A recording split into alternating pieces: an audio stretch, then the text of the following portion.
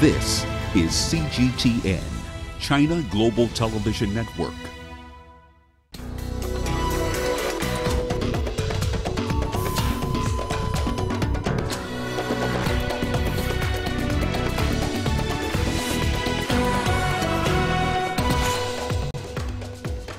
Dozens killed after two buses collide in central Ghana.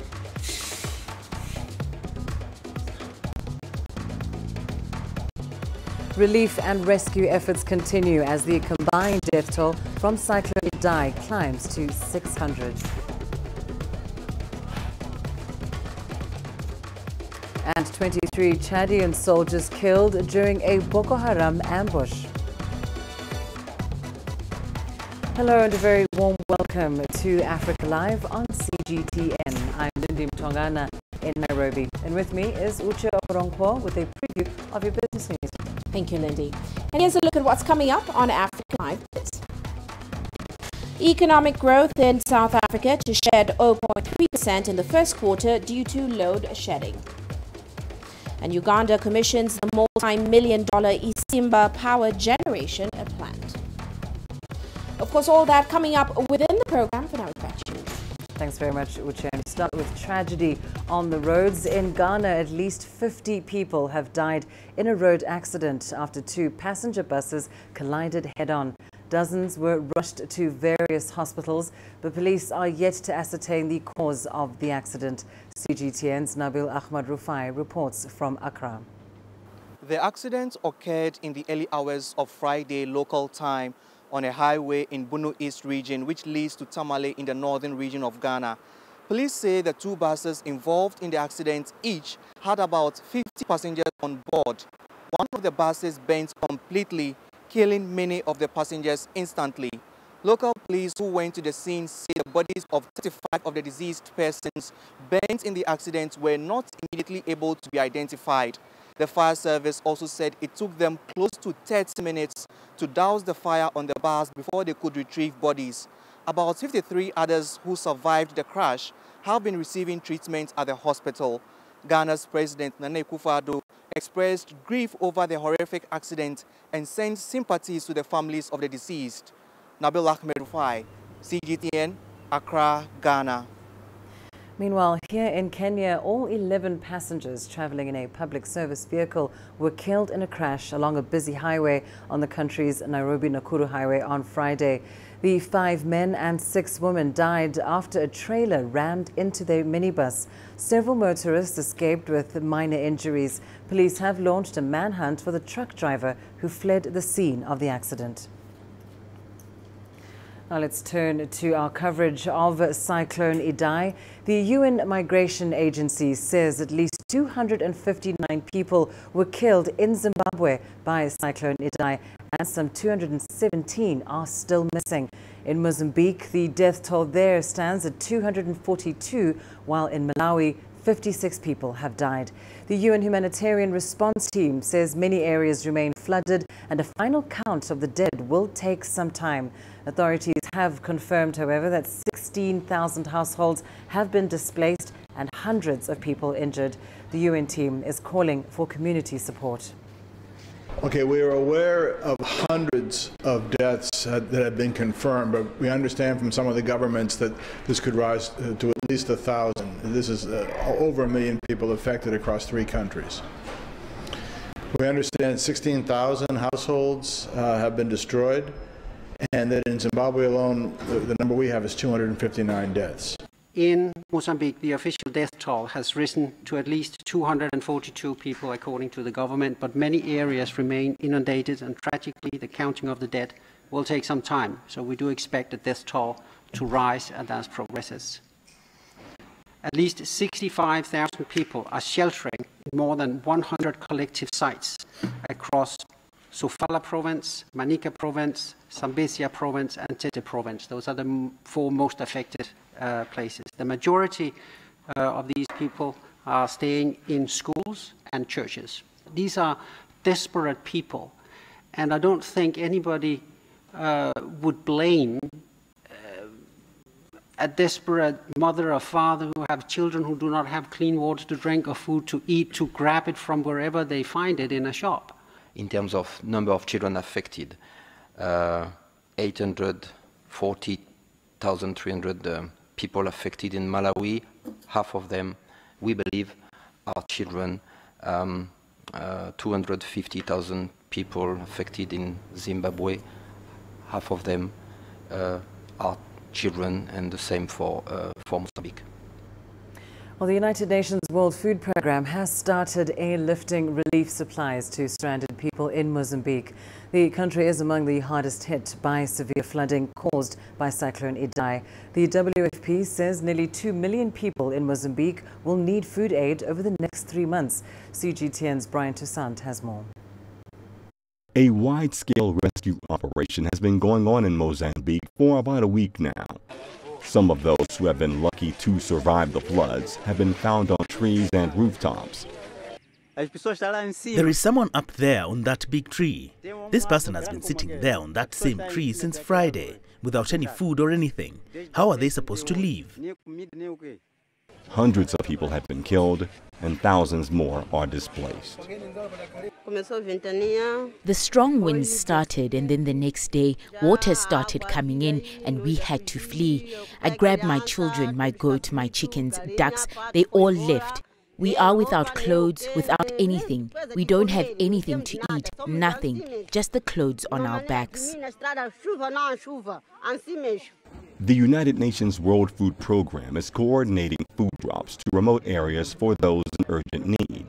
So today we had our first Unas flight and we managed to go to Garangara, and we also went to Kaya, brought back some foodstuffs from Kaya back to Beira, and we are planning another rotation now back to Garangara to deliver some more foodstuffs to the people that are stranded out there.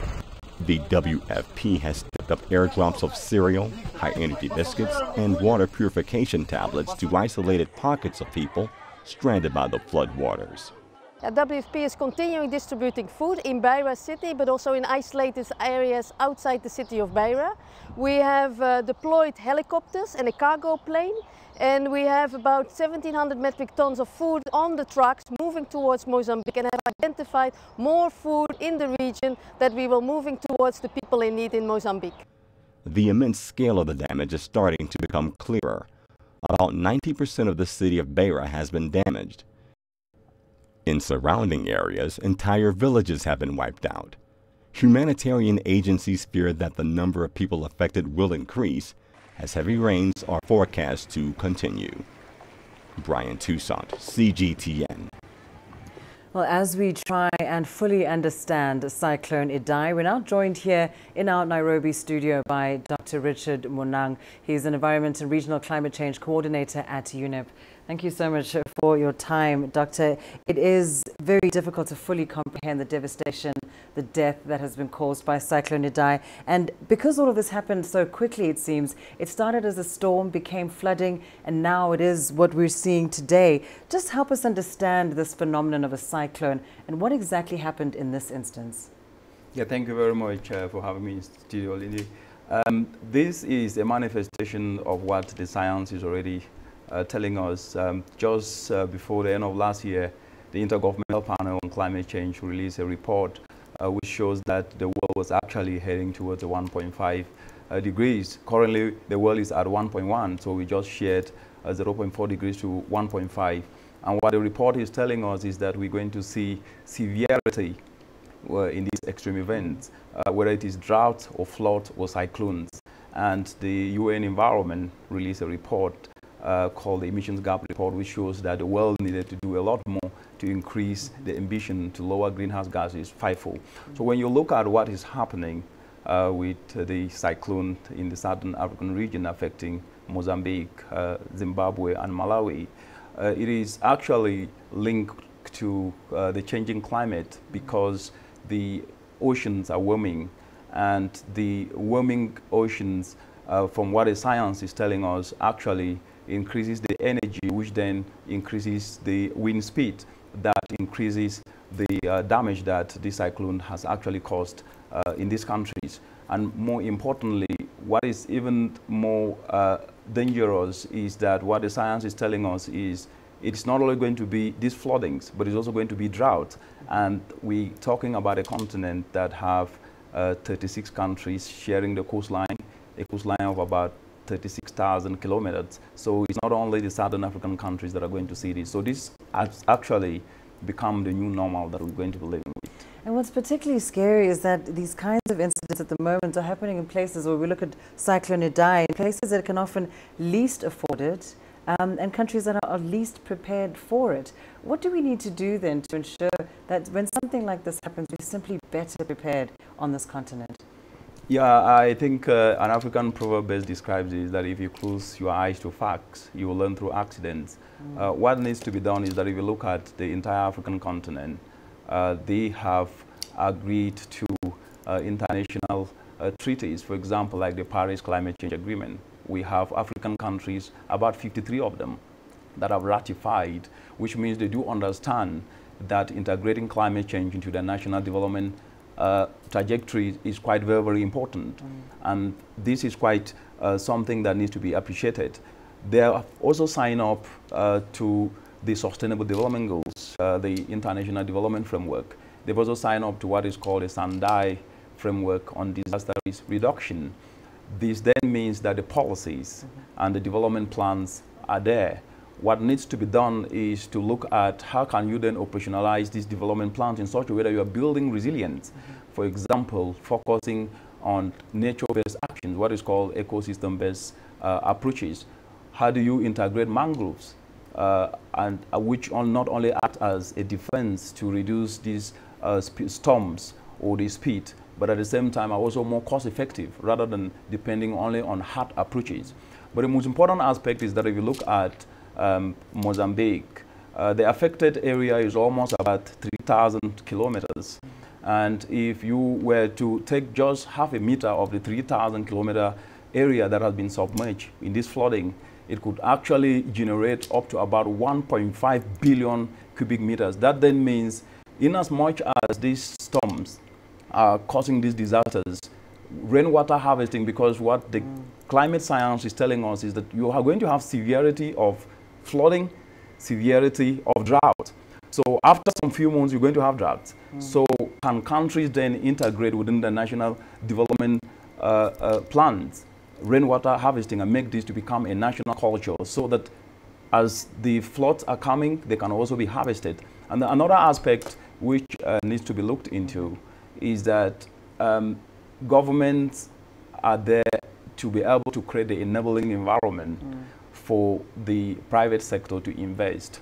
If you look, for example, the rainwater harvesting, developing the rainwater harvesting tanks are going to be done by the private sector. But that then means that there needs to be the enabling environment where policies are created and incentives are provided, so that some of these actions can actually be taken up by individual citizens or the private sector to be able to create also enterprises, which is an opportunity that this changing climate presents. Indeed. I mean, it is the new normal, and only building resilience will save lives. Thank you so much, Dr. Richard Mtongan, joining us here in our Nairobi studio. Now, staying with the story, living through a cyclone is an experience that residents of Beira in Mozambique will never forget. When Cyclone Idai struck the area, it struck so quickly and with such deadly force that it caught most of the residents completely off guard. Angela Coppola spoke to two survivors. The cyclone blew through Beira and the surrounding areas, and high winds and lashing rain lasted for more than 9 hours. In the storm, everything was moving around. Even the house was vibrating. The storm was noisy, although the windows muffled the sound a little bit. But to be honest, like I guess my coping mechanism was to sleep, so I slept through most of it. Yeah. First, I can't believe the cyclone is like these things I see in that weekend. Mine is very, very strong, very, very strong. The sounds inside the house. If the wind comes inside the house, you see, you listen many things. It's very, very bad. Very. I can't believe why the God give the power for keep all these people, keep the windows, keep the doors, keep these things in that moment. Plenty things is around. After dealing with the initial battering, residents began emerging from their homes, if they were lucky enough not to have their homes ripped up from around them. I was just glad my family was okay, at least the immediate family that was there with me. And then we started slowly driving out to connect with people. And then we just, find each other at places. But for some, the immediate future is more concerning. These days is coming is more bad than that. That things is a few hours, 6-7 hours. It's like 10 days. But now, I tell you straight, these days is coming is very difficult. I wait for the epidemic, some epidemic.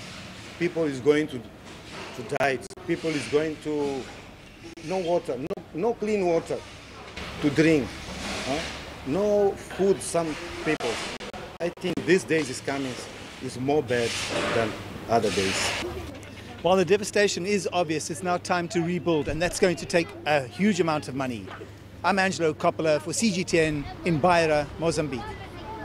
Now let's turn our attention to some other news now. Boko Haram militants have killed at least 23 Chadian soldiers, this according to security sources. Now the attack took place in the town of Dangdala, that's near the banks of Lake Chad. It's believed to be the deadliest such attack within Chad's borders by the Islamist insurgents. Boko Haram has been fighting for a decade now to carve an Islamist caliphate out of northeast Nigeria, but has carried out regular raids over loosely guarded borders into neighboring Chad, Niger and Cameroon. Well, time now for a short break. Here's what's still ahead on the program. Concern as aid agencies in Libya warn that detainees are facing malnutrition. And annual World Water Day highlights a growing need to protect limited resources. For lucrative economic data out of the country, the country's foreign currency reserves. With a dedicated and diverse team of anchors, CGTN now brings Africa to the palm of your hand. I'm Penina Karibe in the heart of Nairobi, which is battling. From everyday heroes to the continent's most powerful figures, we bring their voices to you. We haven't changed, and this is something most of us are very excited about. We bring you news that's changing perspectives. I'm Uche Okoro reporting from Nairobi City Center. News that brings Africa to the world.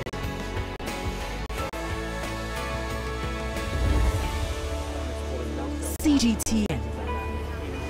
See the difference.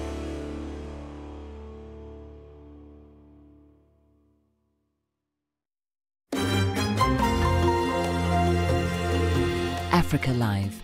Find your voice.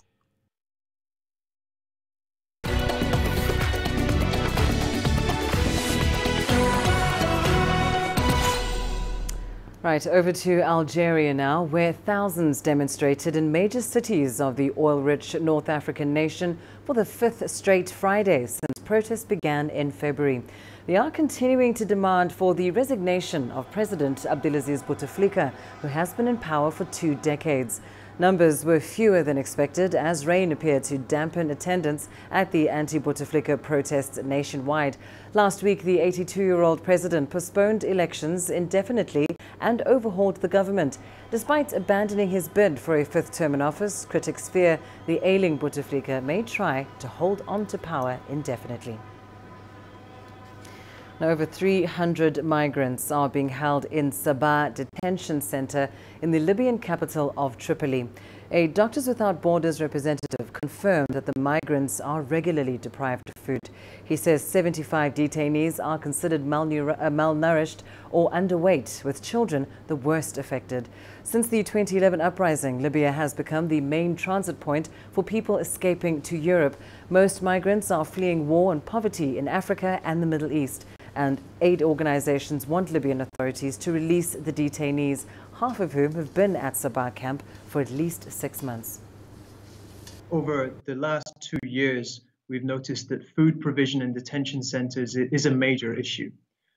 In Sabah detention center, we received increasing reports from the people detained there over the last couple of months that food provision was extremely poor. In January and February, people were telling us through medical consultations, through mental health consultations, that they were only receiving one meal every 2 days at times, and what they were receiving was incredibly poor. The EU policies that are put in place to address migration and to prevent people from arriving on European shores are directly resulting in people being held in these conditions in Libya. It is an extremely cynical approach to managing a migration challenge that the European continent has been facing, and the cost is human lives. Now, March 22nd is World Water Day, an occasion to highlight the importance of safe water and the sustainable management of the precious resource. This year's theme is Leaving No One Behind, but the Hammanskraal community in South Africa feel they've been sidelined. They've been fighting to have clean water since 2011. CGTN's Judy Shai visited the area and filed this report. Finding clean water is a daily struggle for people in Hammanskraal, a town just outside South Africa's capital, Pretoria. They've been fighting for over 8 years to have drinkable water. The problem is that the rival wastewater treatment plant, which doesn't function to its fullest. The effluent, the dirty water from the sewer flows into the Apis River. And then the Apis River flows down here to the catchment area. The water that comes from our taps, it's very substandard water. Tshwane municipality recently tested the water and declared it fit for consumption, but concerns have been raised by the National Water and Sanitation Department and the Human Rights Commission over its quality. Residents too say they don't trust what's coming out of their taps. We buy water from the shop because of this water gets us sick. When we drink the water from the tap, we get sick. Sometimes kids drink this water from the tap and go to hospital. Very angry about this dirty water we're drinking, washing, and our clothes become discolored. We have written a memorandum to the Department of Water so that they can purify this water for us. Farming and other activities have all dried up, while residents await the completion of upgrades to a water treatment plan in the area. In the farmers at River, they complained about this water because of they are no more doing business, because of they cannot sell their vegetables, because of their vegetables are now substandard because of this water. When I grew up, we used to come here, swim here. But you can see there's no one swimming here, because there's no one fishing here, because the water is rotten. Hammanskraal is just one of many towns in South Africa that does not have clean running water, but there could be bigger problems ahead. The country could run dry in just over 10 years if a proper water plan is not put into place. Julie Shara, CGTN, Hammanskraal, South Africa. Meanwhile, Uganda's weather experts warn that a prolonged dry spell in the country may continue until the end of March. The extreme hot conditions are hitting farmers hard in several parts of the country, as CGTN's Hilary Ayesiga reports. The struggle for water. Betty Namwaya has been in the queue for hours. I am getting closer to the tap, but I have wasted a lot of time here. I left home in the morning before preparing food for my children. They must be crying now. And she's not alone. Many of these people walk long distances to this water point. The deep well is shared by both people and animals. We need more boreholes. We have to pump water for the whole day to be able to have enough for our animals. In the 2018 report from Uganda's Water and Environment Ministry, 30% of people in rural areas cannot access safe water. This well serves a population of over 2,000 people and close to 2,000 animals. Locals are concerned that the long dry spell is affecting their productivity. The high temperatures here have affected the pasture for animals.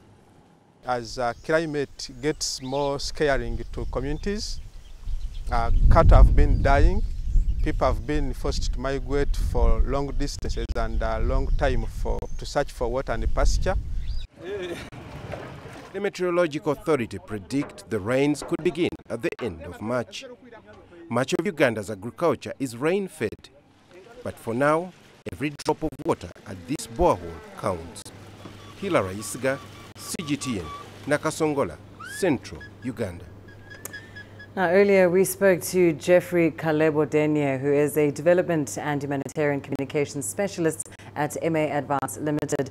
He spoke to us about the challenges of accessing water resources in Africa and the steps needed to widen access to clean water on the continent. I think the causes are multidimensional, I will say. And I think the world is waking up to the reality that climate change is having its effects. The world is waking up to the reality that water is depletable. I know there was a time when people thought, okay, if the water bodies are drying up, we can go under and we'll use the water underworld.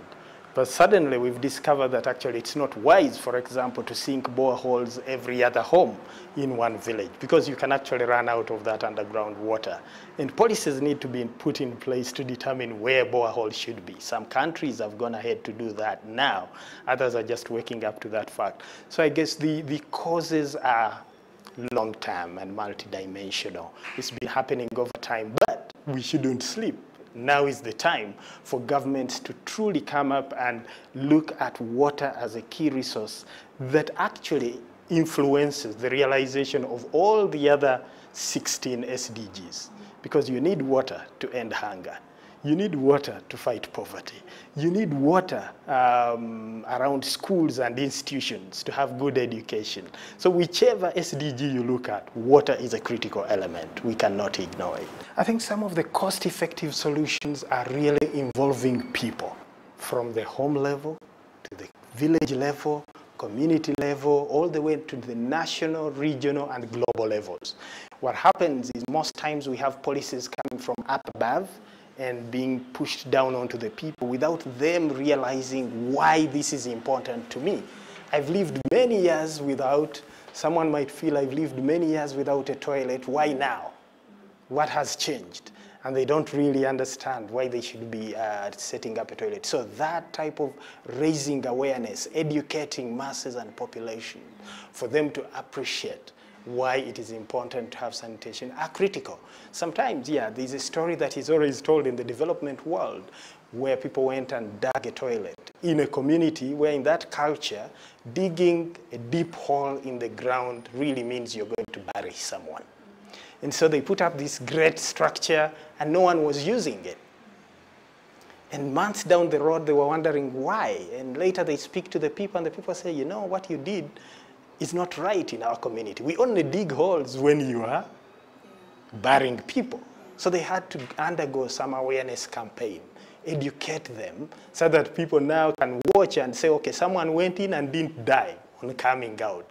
And then they gain the confidence to use it. So it is really multifaceted. I think involving people is key. The second really is working in collaborative ways, partnerships, national governments, NGOs, donors, different sectors, all realizing that water is not just a sector problem.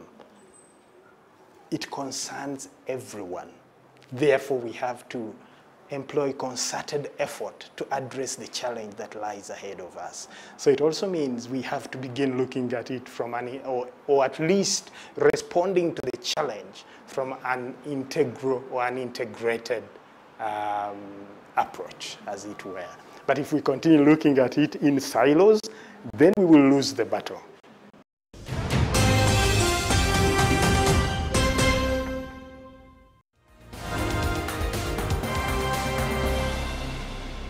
Recapping your top stories this hour. In Ghana, at least 50 people have died in a road accident after 2 passenger buses collided head-on. Dozens of others were injured and rushed to various hospitals. Police are yet to ascertain the cause of the accident. The road affected is, however, one of the most important routes connecting 2 parts of the country. The UN Migration Agency says at least 259 people were killed in Zimbabwe by Cyclone Idai, and some 217 are still missing. In Mozambique, the death toll stands at 242, while in Malawi, 56 people have died.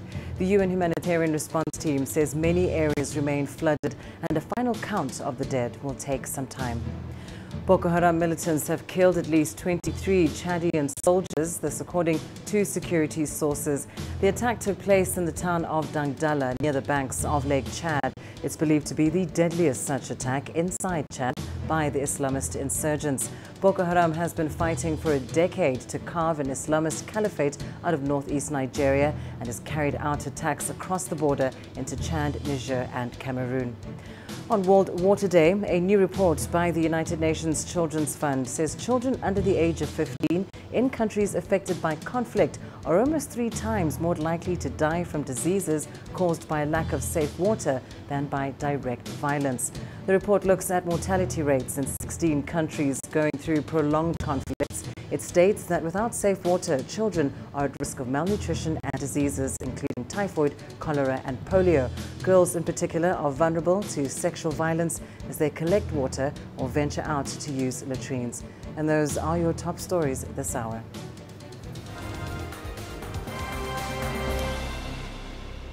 And let's now go to Uche with your latest business news. Thanks, Lindy. And coming up on Africa Live Biz,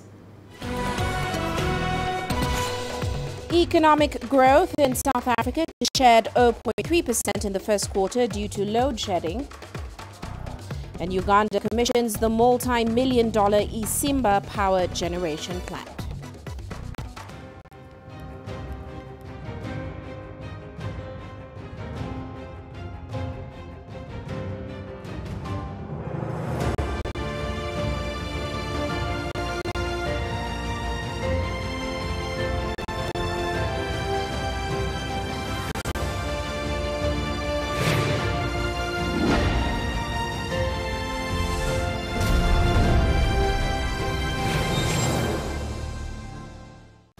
Business in Africa is at the crossroads, where opportunity meets innovation, where profitable new markets collide with global trends.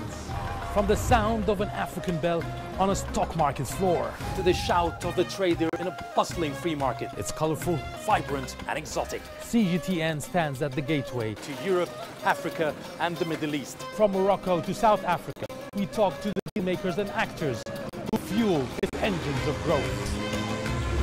Only on CGTN.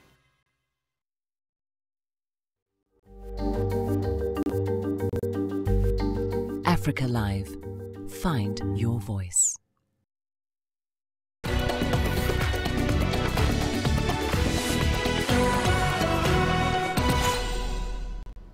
Now, power cuts in South Africa by the troubled power utility firm Eskom are expected to shave about 0.3 percentage points off its first quarter GDP growth. Now, analysts are saying at multinational investment bank Goldman Sachs are saying that if the power cuts are maintained at current intensity through 2019, economic growth will shed off 0.9 percentage points. Now, of course, Eskom supplies more than 90% of the power in South Africa, but has suffered repeated faults at its coal-fired power stations. It has also been affected by low water levels at hydroelectric plants, as well as diesel shortages. Now, of course, Eskom has been granted a slight reprieve. The BRICS New Development Bank has given the power utility a $784 million loan. Now, the bank says the money will be used to help the electricity generator build new transmission lines. Here's CGTN Sumitra Naidu with more.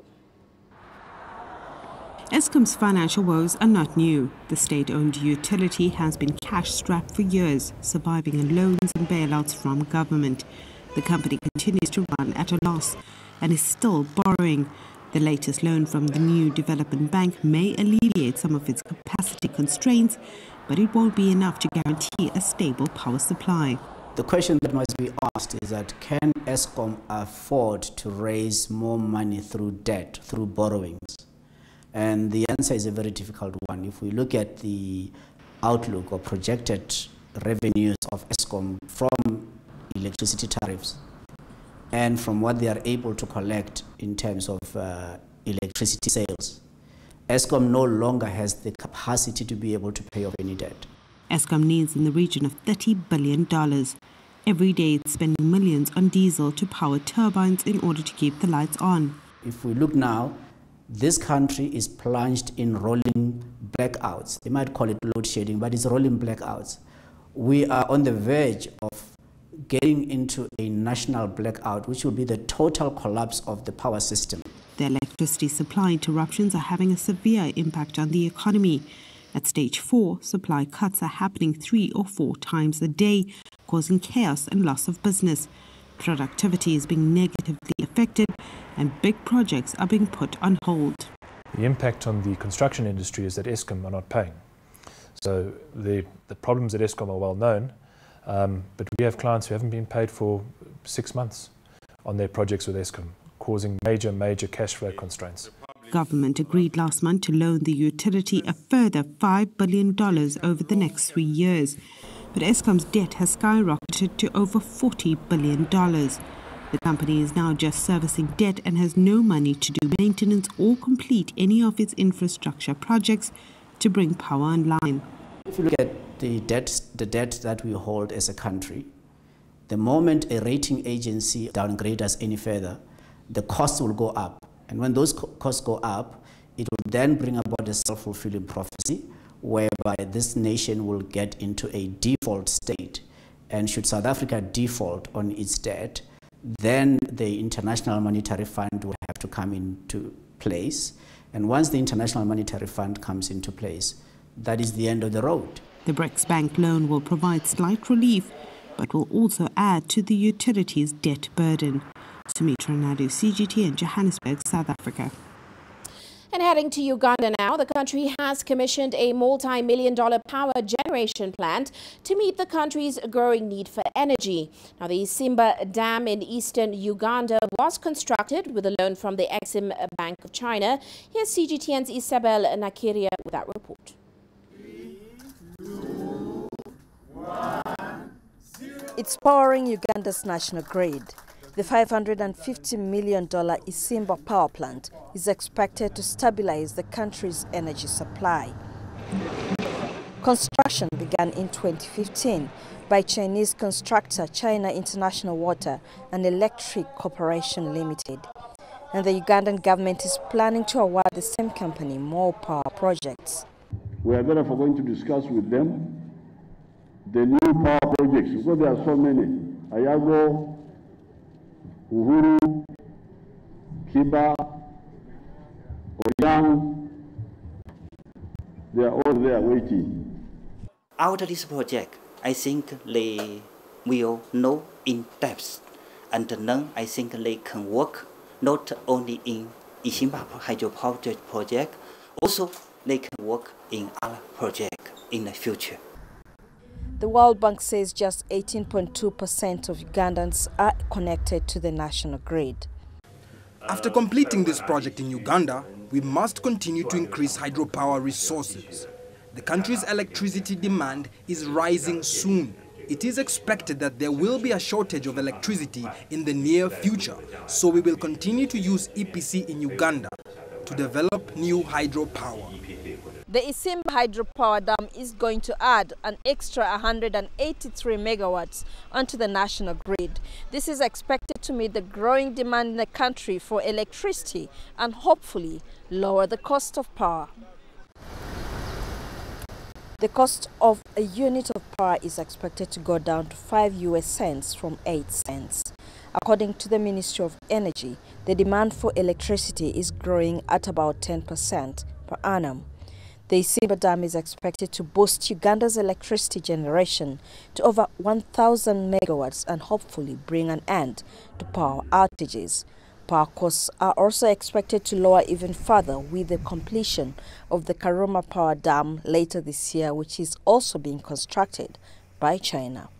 Isabel Nakiria, CGTN, in Kayunga District, Central Uganda. Meanwhile, Nigeria's proposal to review the value-added tax upwards is generating strong reactions, especially from its corporate community.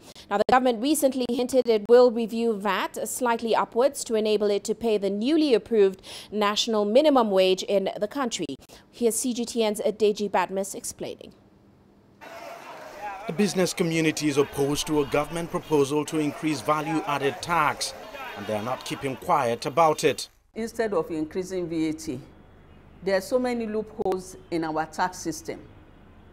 There are so many people that are supposed to be paying taxes that are not paying taxes. The stock exchange, people who buy shares, when they make gain, they don't pay tax at all. That's an area that government can go into. Bulletin Ashaye is one of Nigeria's prominent tax experts and among those spearheading the opposition to the planned VAT hike. But she's not the only one to come out forcefully against the plan. We have quite a number of people and businesses that are not currently within the tax net. So the appropriate thing to do at this time will have been to see how you develop a new framework to bring more people into the tax net. I must admit FIRS has been doing a bit of that. Some of the state inland revenue services have been doing a bit of that. But I think that is where the concentration of efforts should be. At the current 5%, Nigeria's VAT rate is among the lowest in the world and indeed the lowest in the West African sub-region. But every effort by past governments in the country at raising it has been met with stiff resistance. When Nigeria compares itself to West Africa, it's a shame that anybody can be saying that. What is the population of most of these countries in West Africa? How much is their revenue compared to that of what government gets through taxpayers here? You know, they don't have as many revenue resources as we have. So if VAT probably is their major means of getting money, why wouldn't it be higher than our own? But VAT is not the major source of getting money here. We are losing money daily on natural resources. It's not taxes alone. The government says it plans between a 30 to 50% raise in VAT, which would push the value to around 7.5%. But the business community is insisting this seemingly marginal 2.5% increase would be bad for business. Many businesses are grappling now with issues of survival and sustainability. And because of the way we administer VAT in this environment, it does not exempt any component of the value chain, from raw materials to intermediate product to final goods. VAT most often time applies to all levels of the value chain, unlike what you have in other climes, where VAT is only applicable at the retail end, at the consumer end of the chain. Raising taxes has always been a contentious issue in this country, and this has not been an exception at all. The government would still need to present this proposal to Parliament and get its approval before this can fly. So there's still some way to go in this entire process. Deji Badmus, CGTN, Lagos, Nigeria.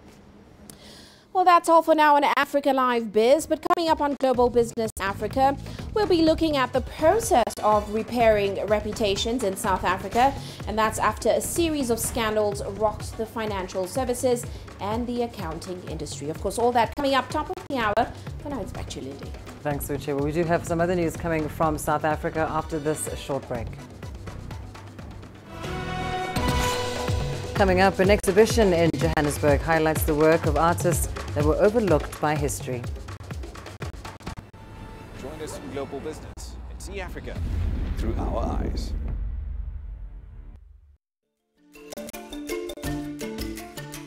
Africa Live. Find your voice.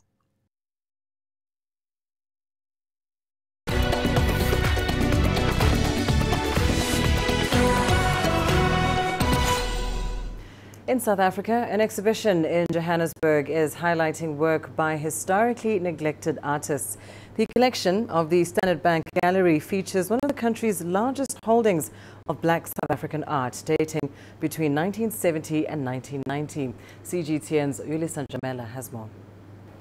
Representing about 100 creatives and declared a national cultural treasure in 1998, this repository houses some of the most revered South African artists.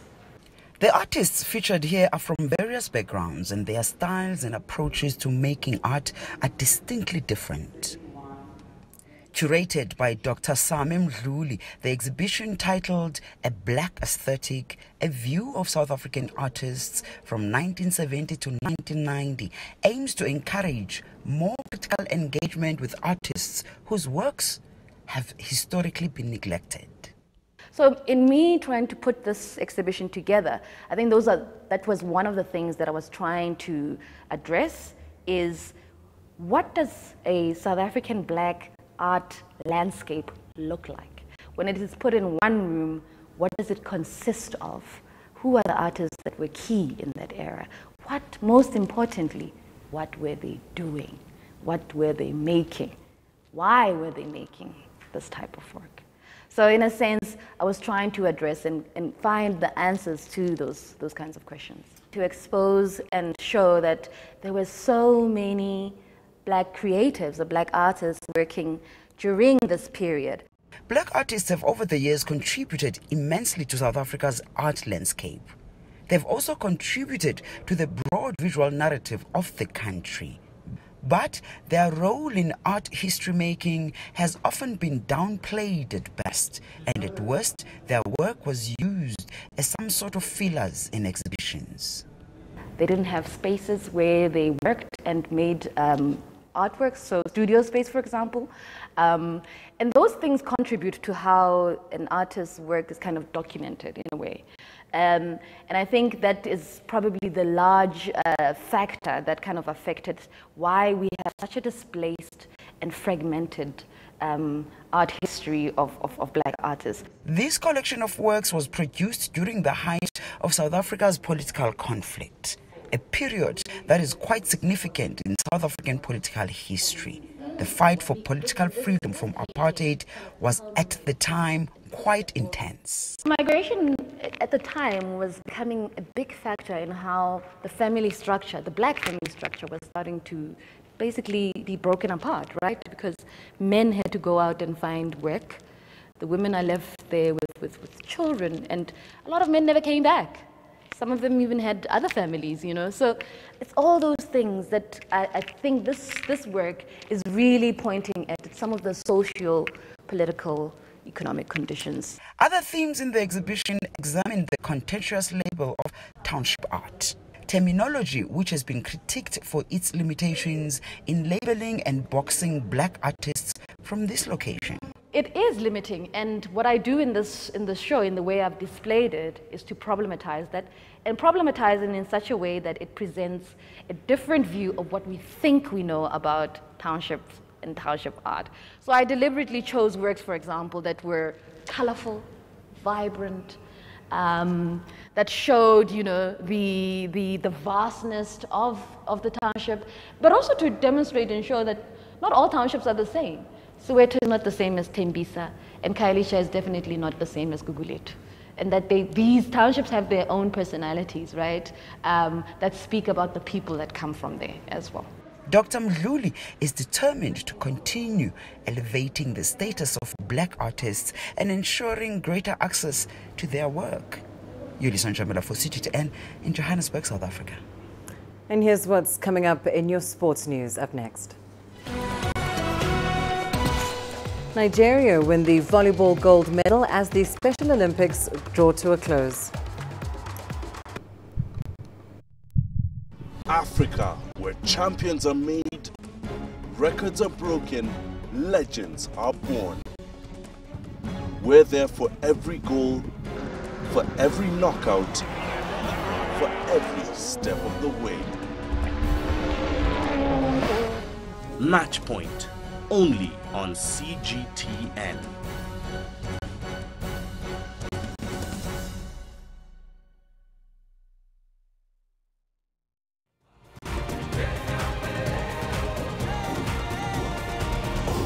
Africa Live. Find your voice.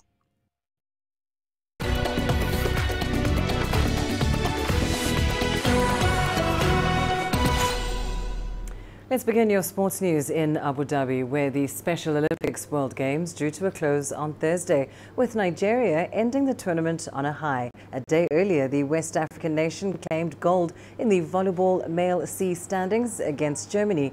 Nigeria's United Sports team found themselves level with a set piece against their opponents, but it came down to the wire in the final set as Nigeria clinched it 18-16.